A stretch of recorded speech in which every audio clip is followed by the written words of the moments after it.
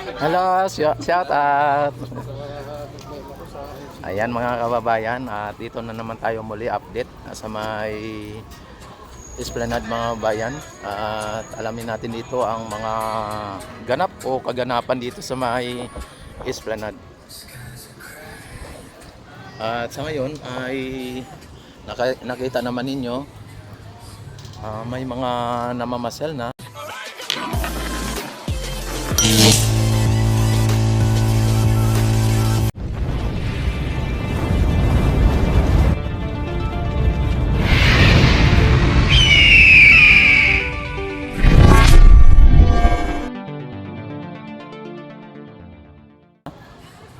At ang ating mga kiosk ay bukas na rin. At ang mga namamasyal dahil mainit pa, andun sa ilalim ng tulay, sumisilong ang iba dito, no? At unti-unti na dumadating ang mga turista o yung mga kababayan nating mga namamasyal. Yan, at dito ay makita ninyo mga bayan ang ating maestranza ay ready to serve na sa mga gustong kumain at gustong mamasyal, at kung gustong bumili dito sa may mga kiosk na ito, no? Talagang open na po sila lahat. Ayan, at dito yung Ilog Pasig mga bayan, grabe. Nako, grabe ang daming mga may mga waterera hyacinth o may mga basura, kasama mga basura na ano dito o nandito sa may Ilog Pasig. Grabe ang ano mga bayan. Parang tapos ang tubig ay hindi naman ganong maitim, hindi naman ganong ano, pero talagang madumi ng mga bayan. So matotal ay madumi talaga yung ating Ilog Pasig sa ngayong araw na ito. Yan, talagang daming mga basura, at high tide ngayon mga bayan. Ang mga mga water hyacinth andyan naka grabe. At ayan, may mga dito, may mga foreigner yan, at kung inyo nakita, may Pinay at may foreigner. Ay talagang ito po ang sitwasyon dito mga bayan. Dinadagsa talaga ang lugar nito, kahit na ito ay talagang masabi ng iba ay mabaho daw or madumi ang Ilog Pasig.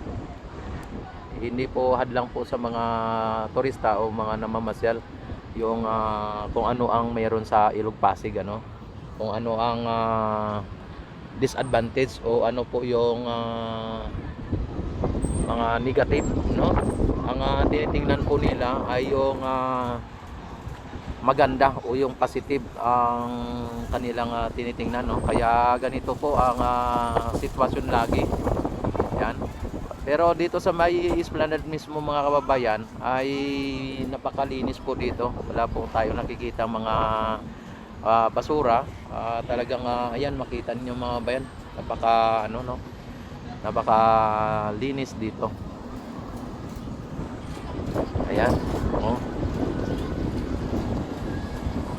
Sa ngayon ganitong oras, kapag wala pang mga masyadong mga namamasyal, pagka may mga bisikleta ay pwede pang sakyan. At pagka mamaya halimbawa marami ng mga turista o marami ng mga namamasyal, ay bawal na po yan sakyan, no? Kaya yan po ang laging pinapaalala ng pamunuan ng Esplanade, na dapat ay itulak lang daw ang bisikleta o kaya yung maglakad na lang. Yan. Ang Ilog Pasig mga bayan at itong Intramuros Binondo Bridge ay talagang napakalaking bagay ang naitutulong nito sa mga komunidad dito sa may Intramuros at ng Binondo. Kasi ang tulay na namamagitan po ng Binondo at ng Intramuros ay talagang ito ay lalakarin na lang, no? Pagka gusto mong tumawid, ay lalakarin mo na lang papunta dyan at makaabot ka na ng Binondo. Hindi katulad dati nung wala pa ito, kailangan mo pang sumakay papunta ng doon sa may papunta Santa Cruz o kaya doon sa may Jones Bridge para umikot papunta dito, no? Pero dahil mayroong ganito na tulay ay direkta na at ang ibang mga estudyante na mula ng Binondo papunta dito na Intramuros na dito nag-aaral ay hindi na nila kailangan mamasahe. Tapos kung ang mga ibang mga nasa Intramuros ay nag-aaral din dito sa may Binondo, dahil may eskwelahan din diyan o may school din, at parang palitan lang po, no? Yung mga school na may nandyan sa Binondo, talagang yung iba na dito sa may Intramuros ay nag-aral din dyan sa Binondo, kaya medyo exchange lang, ano, kumbaga palitan lang, at ang iba ay nag-aral dito sa may Intramuros, no? Kaya wala na po silang alalahanin na pang pamasahe o malayo ang lalakarin. At ito ay pagitan lang ang itong Ilog Pasig. Kaya napakaganda po ang ano nito, epekto ng bridge nito. Itong bridge na ito, mga bayan, sa mga hindi pa po nakakaalam, ay ginawa po ito at kung hindi ako nagkamali ay nasimulan ito ng 2017 at natapos po ito ng 2020, ano. Kaya na ito na cutting ribbon ni Duterte, kasi sa panahon ni Duterte ginawa ito, at ito ay donated ng People's Republic of China at wala pong na gastos dito ang Pilipinas kahit ni Singkong Duling, ano. Kaya ito ay hindi po siya kasali sa build ni Duterte, pero parang ganoon na rin siya kasi sa panahon ni Duterte nangyari itong Intramuros Binondo. Ito ay tinaguri ang Philippines China Friendship Bridge, mga bayan. Kaya diyan nakalagay ang Binondo Intramuros Bridge at China Aid Bridge Project, no? At ito po ay yung China Philippines Friendship Bridge. Pero ang nakalagay dito, mga bayan, sa may pinaka nila, karatulan nila, katulad nito, may dito, no. Yan ang symbolic, no, ng friendship, no. Ito ang symbolic ng friendship. Parang nag-peace bomb, ano.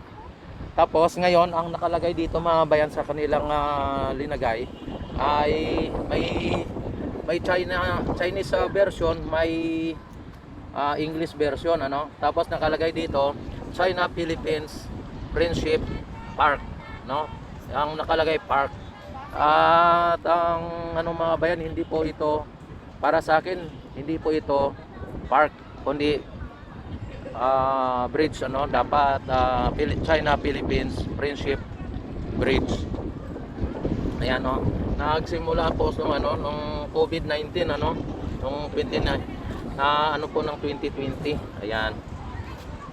Na po diyan sa yung kumbaga ito ay talagang naabutan ng COVID-19 at natapos ito ng 2020.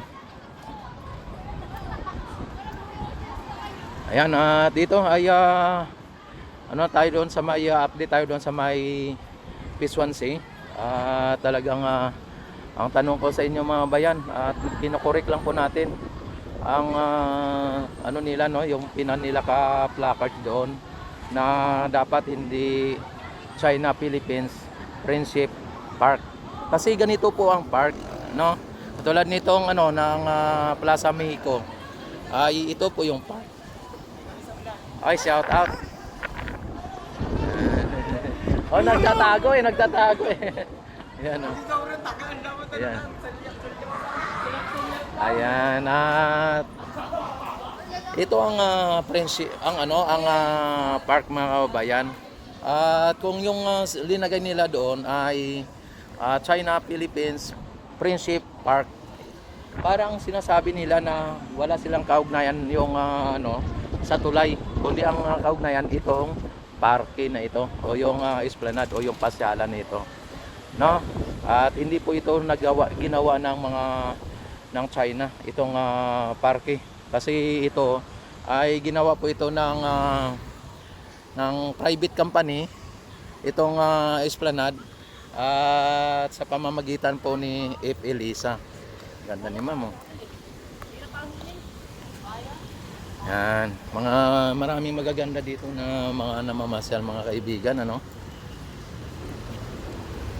Kaya yun ay talagang na isa katuparan itong esplanade sa pamamagitan ni F. Elisa sa paghihikayat ng mga private company o private sector na tulungan siya na maisagawa itong proyektong ito o yung parke na ito o yung pasyalan ng Intramuros. Kaya ito, makita nyo mga bayan, yung pagkakaiba noon at saka ngayon ay talagang napakaganda po ang naging resulta ng donated ng mga private company. Wala pong nagastos dito at hindi po ito taxes ng taong bayan ang ipinagawa dito, kundi yung mga private company o mga mayayaman, ano. Ayan. At nakita nyo naman mga bayan yung yung Ilog Pasig ngayon mga bayan, no? Napakadaming basura ngayon na kikita tayo dito. Ayan, no?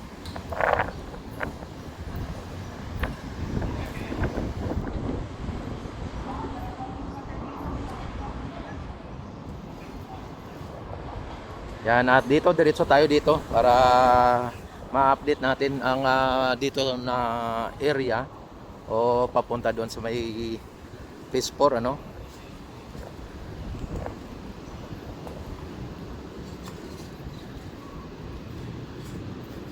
Yan, nakita naman ninyo mga bayan kung gaano kalinis ang ating esplanade at kung gaano kaganda ang ating esplanade mga bayan. Ang lang dito ay yung mga basura na nandito ngayon sa may Ilog Pasig. Dahil mga bayan, yung basura ay pabaliktad ang agos ng tubig, ano. Imbis na papunta doon sa may Manila Bay ay pabalik po yung agos ng tubig. Kumbaga parang kung tingnan mo nakastagnant o nakatigil o nakahinto ang tubig. Pero ang sumatotal mga bayan ay talagang pabaliktad po ang ang daloy, at dagdagan pa ng ayan, no, inaano ng hangin, iniip ng hangin ay talagang paakyat ng paakyat po yung mga basura mga bayan, ano. Ayan, dito diretso tayo dito. At sa ngayon mga bayan, nakita naman ninyo yung mga namamasyal dito kahit na mainit pa ay talagang nanatili pong may mga namamasyal. At dito may mga guard tayo dito. Ayan, oh.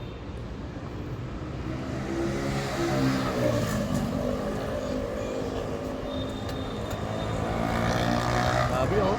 Daming basura mga bayan, oh.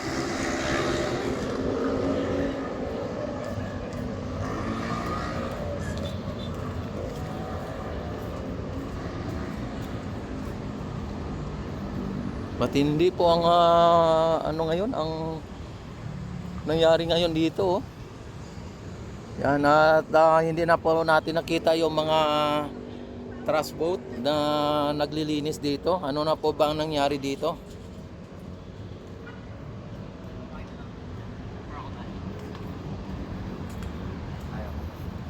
Yan, at dagdagan pa ng mga nagano dito, mga tindahan dito o kiosk dito ay hindi na pinayagan na mag-open o ano no, magbukas. Ayan no, kasi linagyan na ng barikada oh. Talagang binarikadahan na po ng ganito.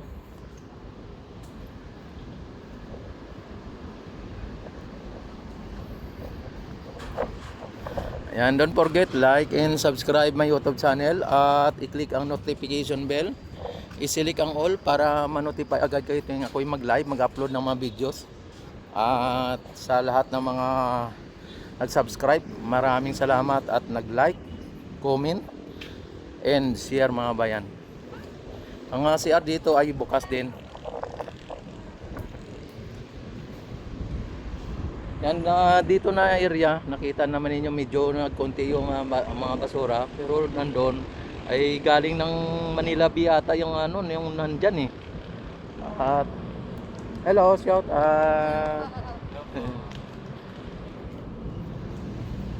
yan, nakita nyo mga bayan, ang daming magagandang dilag dito mga bayan.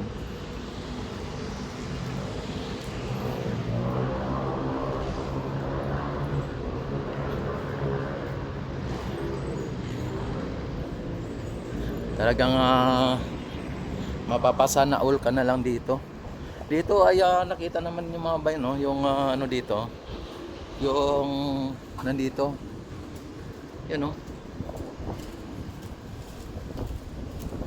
Pwedeng gawing conference sa room ito ng ano no, ng namumuno dito. Ano, ang ganda. Tapos dito ito yung mga ano mga bayan no, yung mga susi na dati may nagtitinda dito ng susi na kandado, katulad nito kandado, na bibili ka ng kandado depende sa laki at o sizes at lagyan ng pangalan, tapos kandado mo dito yung ano no, kung halimbawa kayo mag ano katulad ni Car and Rail ano, Atel ba yan? Yan no, mga ganyan. At Lock Your Love ang ano dito mga bayan. So na ano no, na wawala yung ano, yung mga pangalan dahil sa siguro na ano,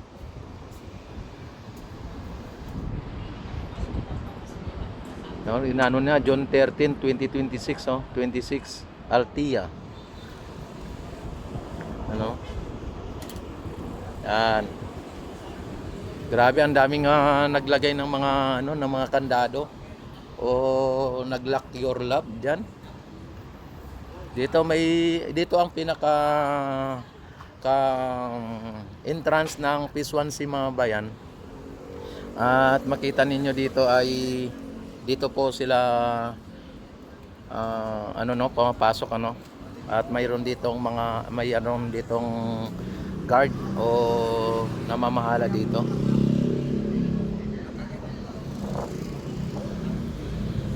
Yan, dati ay ano dito, sarado. Pero sa ngayon ay binuksan nila muli ano. Kaya lang ang ano, dahil dito inayos po ito. Kaso yung mga nagtitinda naman dito ay wala no, hindi pa binalik. Ano kaya nangyari? Ayan mga bayan, talagang kung inyong makikita mga bayan, ang ganda po ng Pilipinas mga bayan, ang ganda dito, ang view, no? Ayan no.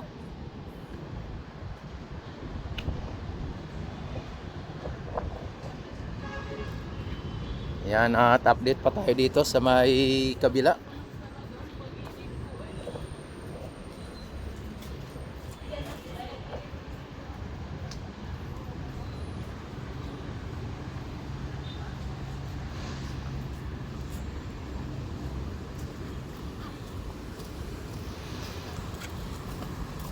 Yan, dito may entrance din dito. Kaso wala yung guard dito. Baka umikot ano. At kung inyo makita mga bayan, ang P1C, mayroon dito sa nadaanan sa kaliwan na side at mayroon dito sa right side. At dito ay ano no, nakita naman ninyo. Ito naman ay kaya ganyan siya dahil po sa ito ay bike lane ito talaga mga bayan. Itong esplanade ay dinisenyo po ito para sa mga siklista o talagang para sa mga bikers ano. Kaya ganyan po ang ano niya, yung disenyo niya. At nakita naman ninyo hanggang dito pa diretso dito no. Dahil para sa ganun ang ating mga siklista ay dire-diretso lang po papunta sa may Laguna DB dapat ang ano dito mga bayan. Grabe ayan no, kung nakita ninyo ay napakadumi no, napakadaming basura sa ngayon. Ayan no, nakatrap dito.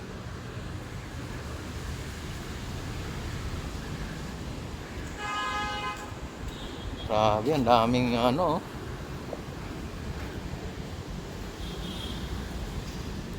Yan, dito tayo ngayon sa may ano, sa ilalim ng Jones Bridge. At nakita po natin ang napakadaming na trap na basura dito.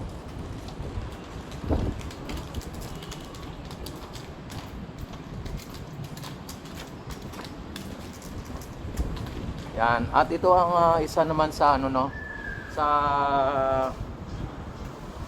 ferry station na pinakadulo ng ferry station dito sa may Escolta. Yan, ito ang Escolta ferry station mga bayan.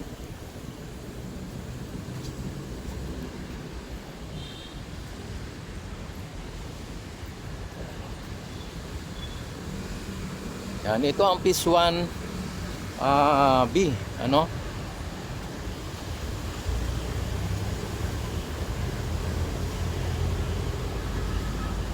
Yung assistant desk dito ay wala yung police dito no. O yung mga security. Ayan, kailan pa kaya ito linisin itong ano na to, fountain na ito?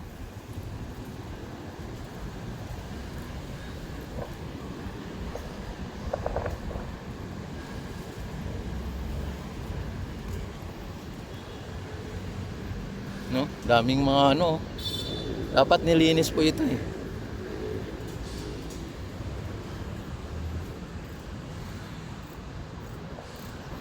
Ayan, at don't forget like and subscribe my YouTube channel. At i-click ang notification bell, isilik ang all para ma-notify agad ko tuwing ako'y mag-live, mag-upload ng mga videos. At maraming salamat sa inyong walang sawang pagsuporta at panonood sa aking YouTube channel. Ito si Rex TV Adventure na nagsasabing mabuhay ang Pilipino sa mga sulok ng mundo. Mabuhay po tayong lahat hanggat gusto natin. Mabuhay ang bagong Pilipinas.